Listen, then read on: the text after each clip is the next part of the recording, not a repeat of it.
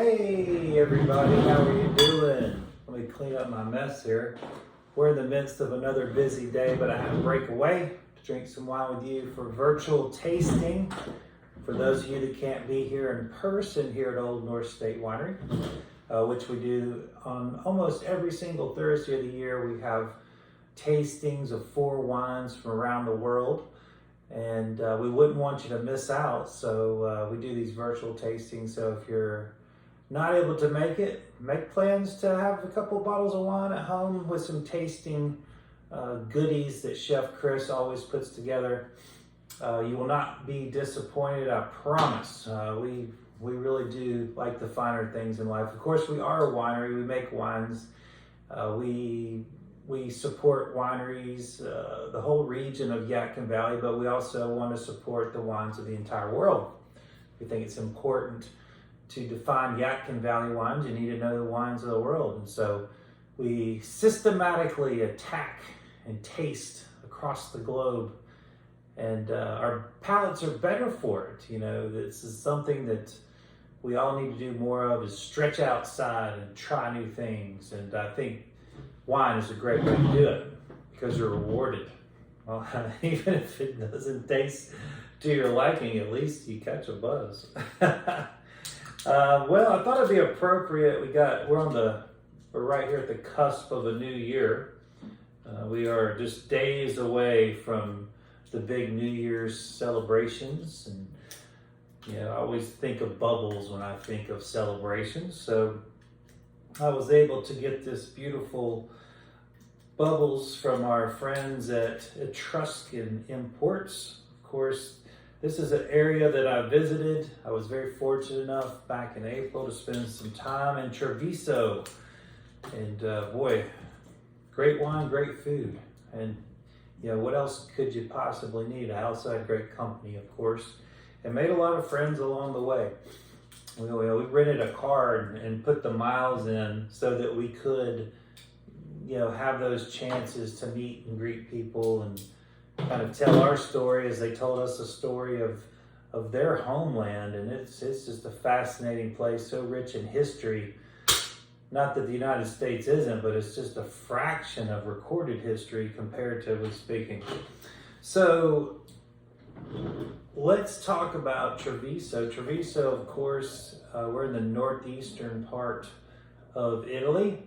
And I probably poured too much there, but I'm gonna roll with it because I'm parched. We've been extremely busy. Man can work up a good thirst doing that. You can see a beautiful, beautiful head on this. This is from Terriero. The Terriero is the kind of the proprietary name. Salamon Francesco is the producer. And this is actually a rosé Prosecco. So most of us know Prosecco. It is, the Treviso area is, right smack there, where everything's happening, so to speak.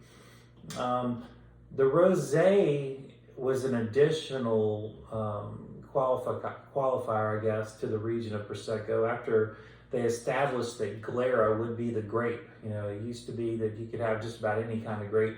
There were so many.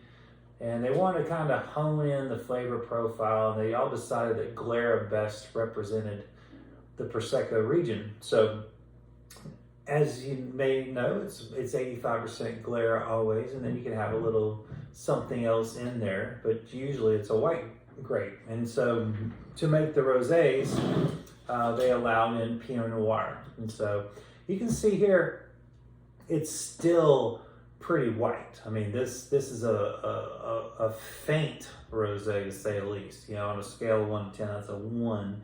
And that's quite all right. It is. You will quickly see that it's not always about the color of a wine, although we do enjoy those colors when we're looking at the wine. But at the end of the day, what does it taste like, right? So, one of the things I like to say is this. Comparatively speaking to your standard Proseccos, is the nose to me is more complex. It has more of a chalky, mineral-driven nose on it, and I find that very attractive. I was drinking a lot of Francesco and other types of spumantes in northern Italy. And that was one of the things that I found so alluring about the wines from that region that were bubbles, is the nose. It was very attractive.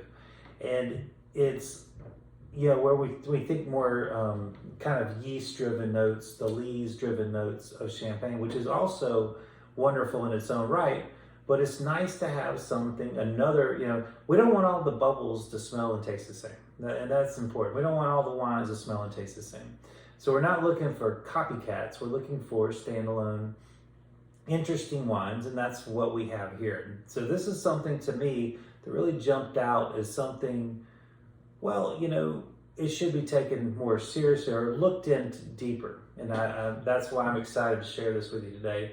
And, I want to thank Katie for hooking us up once again with some delicious wines.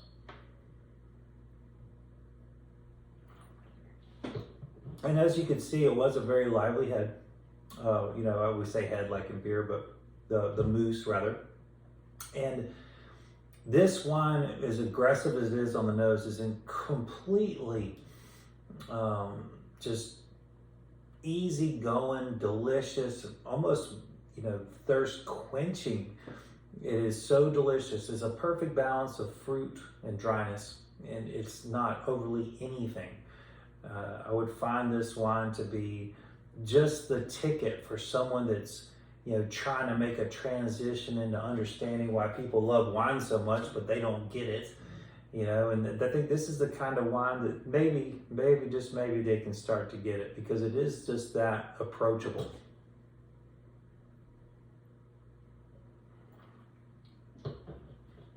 There are certainly yeast notes in there, but not overly so. And sometimes that can be off-putting to people that are just trying to get into wine or bubbles. Anything that's more pronounced can be a little challenging for someone who's not accustomed to those types of flavors being pronounced.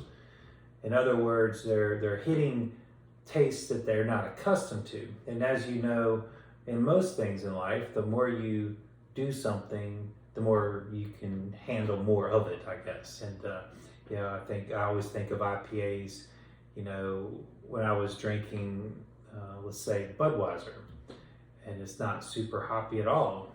And then you get into maybe like a Sierra Nevada and a pale ale, and then that tastes incredibly bitter comparatively speaking.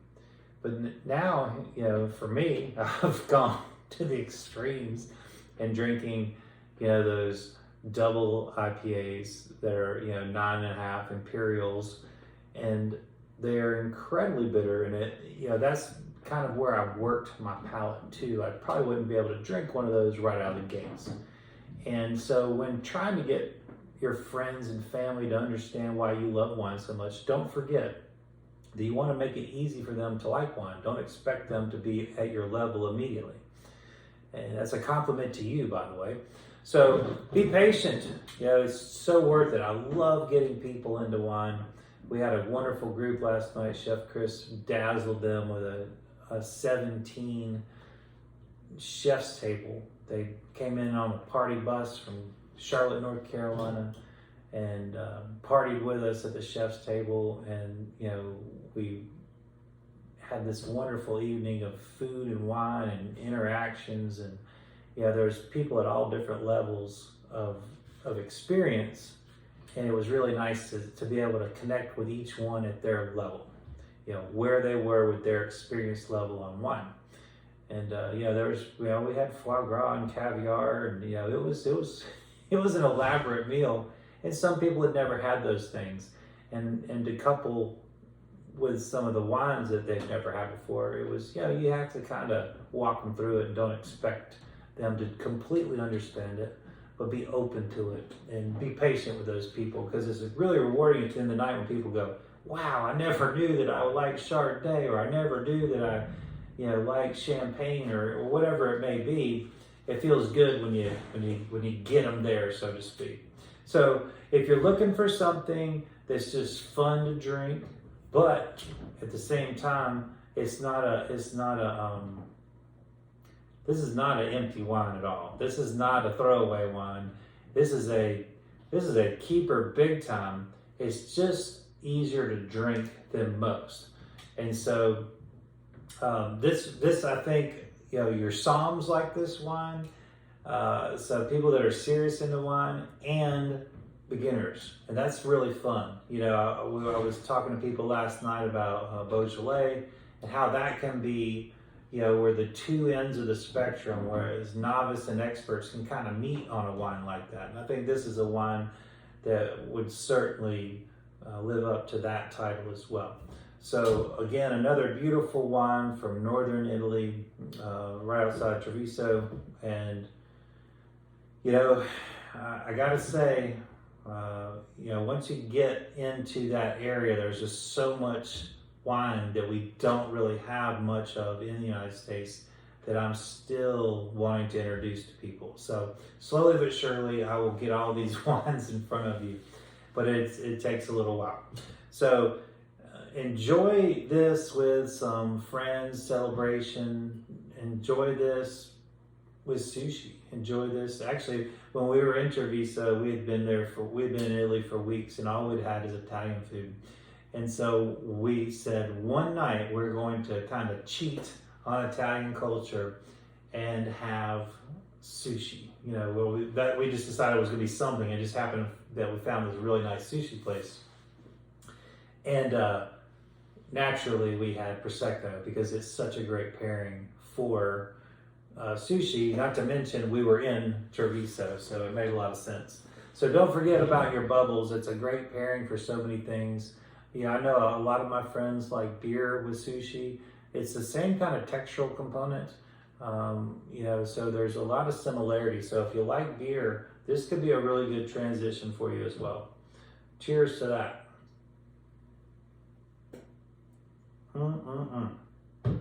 It's Chef Chris, who is up to his ears. We're down 2 cooks today, and everybody's really tired and wore out, and we're trying to get ready for another busy night. He just could not break away for the video this week, so my apologies. You'll just have to tough it out with me. Just this once or twice that it happens. But then he'll be back and we can have our shenanigans again. But he wanted me to wish all of y'all a Happy New Year. And also just passing along a big thank you to all of those incredible, overwhelming, thoughtful gifts from so many friends and customers, regulars that have just been extremely generous to Chris and I with wine and food and just all kinds of fun stuff for us to enjoy, comfort things, and it means the world to us. Thank you so much for those things. All right, so we recently lost a big time person in the United States winemaking, a 4th generation winemaker, Paul Dolan, who really had a meteoric, I can't even say the word, like a meteor. I'm tongue-tied, I'm tired, I'm sorry. His rise was legendary. He was with Fetzer as their winemaker, went to all the way to the top CEO. He started his own winery. He's involved with Perducci. There's just so many things that he did, but the legacy I think that he'll live beyond his delicious wines was the fact that he really pushed for organic wines in a time where it wasn't a priority, and it was always a priority for Paul. And he made a commitment. He got the first nationally distributed wine. It wasn't the first organic wine, the first nationally distributed wine organic across the country when he was with Fetzer. And it really set a great example to the rest of the big wineries around the world, around the country. It is a big thing in Italy. They're very, very much aware of and restrained in their use of fungicides and chemicals and insecticides and things of that nature. This is the American version of what they're doing in Italy, using undergrowth, undercrops, and helping. There's so many ways that the second and third crops underneath the vines help. They add nitrogen to the soil. They can attract pests away from the grapes. They can also, deter pests as well. Kind of finding the right balance using Mother Nature is the best way to approach things. These chemicals are very difficult to break down, and usually, it's like throwing a nuclear bomb on something. You can't expect anything else to live, and so it weakens the vines. The vine health is never as good as it could be. We certainly see that in North Carolina, where we have to spray a lot. The vines don't live nearly as long as they do in areas where there are no chemicals. So, kudos to that legacy that Paul Dolan has left. And so we're going to have one of his delicious wines to send out the year that we saw his passing, and it'll be a kind of a memorial, I guess, to a great winemaker. This is the Zinfandel, and I've got a lot of Zinfandel lovers out there. And this is typical of the style. This happens to be a 2019, so it's got a little age on it. But again, we were talking about a wine that comes in under $30, and it really delivers a really rich flavor profile. Really, really dried fruits here. The kind of Zins you would expect from California. There is a boldness that you would expect. That raisiny date kind of fig, dried fruit, blue fruit, black fruit, red fruit, really, really fruit centric with just a touch of dryness, very fine tannins, but nothing like you're not going to get a furry mouth if that makes sense from the tannin overload or anything like that. It's not going to be like a huge cab. It's going to be a more of a sleek finish. And this is the kind of Zin that really made California pretty famous in the late 90s, I would say. It was really when Zins were just blowing up. And they still are today, just as important, in my opinion, as cabs. I mean, Zinfandels are such a California grape. Those were the grapes that were grown before Prohibition, the late 1800s, where we see a lot of the Zinfandel field blends that are mimicked even today. And it's an important part of our history, our young history of winemaking, even though it was quite, disorganized. But now with, people taking the approach of their whole lives, generations of lives, and their families focused on, making better and better wines, California has really shown what it can do with the grape Zinfandel. And I'm sure there'll be more to come. What can I say? This is a crowd pleaser. If you have friends that like big reds, it really does check a lot of boxes. And I would say it's something that would go great with any kind of grilled barbecue, anything like that. If that's what you're feeling this weekend, or maybe even why not have it on New Year's Day?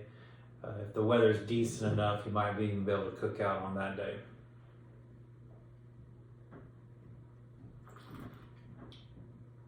Beautiful color here. Really red with hints of a little bit of hint of brick, little violet in there too. It's a grape that I think is a workhorse grape. It can be in blends, and it can also be a standalone varietal as we have it here. What a delicious treat. I look forward to drinking many more bottles of this, and I do like this glass too. It really showcases that wine. We are going to be doing a big chef's table for New Year's Eve. Of course, we'll have the dining room open, even though it's on Sunday. We'll be doing dinner in the restaurant, and Chef has a stunning menu for that. So if you're looking for a place to dine, we're your place for New Year's Eve. And then we're going to close down for 4 days. We're gonna reopen on Friday of the following week, and so we'll get a mini break here. Try to reorganize, regroup, so to speak, after a really busy month. But boy, what a wonderful year of wine and food. You know, we've had some bumps in the road. Poor Becca, our assistant manager, who broke her leg in the middle of December. You know, people getting sick. It's just things happen in life, and you got to keep rolling with it. But we're all happy to make it through, and look forward to spending some more time with you drinking wine in the very near future in 2024. So we'll probably skip a week, and then we'll get right back on it the second week of January. We'll be here doing our wonderful tastings in person, and then of course we'll have virtual videos for those of you that can't be here in person. So I wish you all the best, and you know, if you eat your beans and greens, you'll be lucky and you'll have lots of money, so they say, and I intend to do that. And if you're not doing anything New Year's Day, hit me up and we'll get together and have a glass of wine and bring in the new year in the proper way with wine and friends. Here's to you, folks. Yum. Until we meet again.